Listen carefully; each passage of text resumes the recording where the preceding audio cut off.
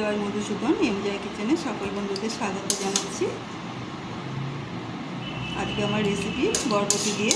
এই বরবটির রেসিপিটা খেতে খুব সুস্বাদু হয়, ভাত রুটি দুটোর সাথে খুব ভালো লাগে।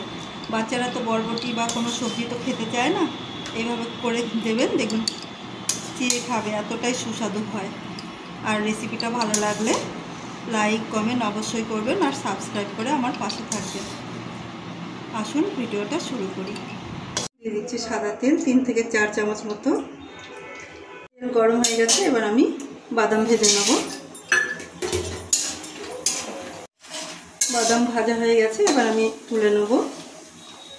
আমি ওই তেলেই জিরে ফোড়ন দিচ্ছি।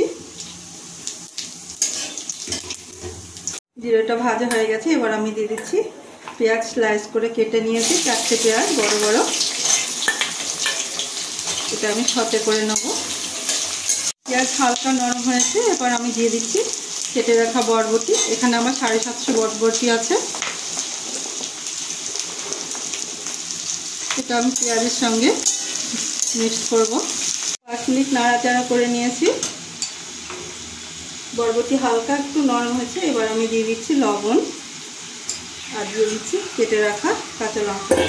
এটাও আর একটু নেড়ে চেড়ে ভেজে নেব। বরবটি আর পেঁয়াজ 60% ভাজা ভাজা হয়ে গেছে। এবার আমি দিয়ে দিচ্ছি 1/2 চামচ হলুদ, 1/2 চামচ লঙ্কা গুঁড়ো, 1/2 চামচ কাশ্মীরি লঙ্কা গুঁড়ো আর 1 চামচ ধনে গুঁড়ো, আর এর সঙ্গে দিয়ে দিচ্ছি গরম মশলা গুঁড়ো। এটা পেঁয়াজ আর বরবটির সাথে ভালোভাবে কষিয়ে নেব। বরবটি পেঁয়াজ খুব সুন্দর ভাজা হয়েছে। এবার আমি দিয়ে দিচ্ছি চিনি আর বাদাম যে ভেজেছিলাম সেটা ব্লেন্ড করে নিয়েছি, সেটা আমি মিশিয়ে দিচ্ছি। আর দিয়ে দিচ্ছি চাট মশলা। এটা দিয়ে আমি ভালো করে বরবটির সাথে মিশিয়ে নেব।